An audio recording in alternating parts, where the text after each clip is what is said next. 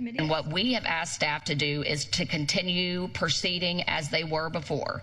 Unless someone calls you or you get a notice that says stop order, that you are to continue operating in that fashion. In a mobility committee meeting Thursday, city officials gave an update on transportation projects that are pending federal funding and are closely being monitored after executive orders put in place called for a review on the spending of federal dollars. We continue to feel very strongly about the merits of these projects.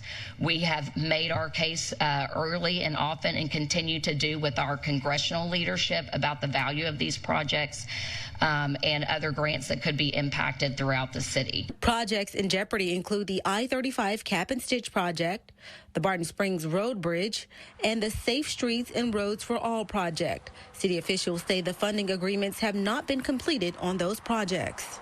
That funding agreement in many cases is ready to ink now. It's just pending the completion of that executive order 90-day review. According to transportation officials, funds from the federal grants are reimbursed after the projects begin. We are proceeding cautiously, understanding that there is risk that we may not get that reimbursement going forward.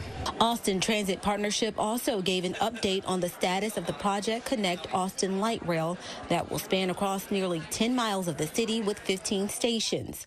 There was a list of recommendations for the future design of the project presented. We are recommending the addition of a new station downtown near Wooldridge Square. We're affirming a station location near the convention center.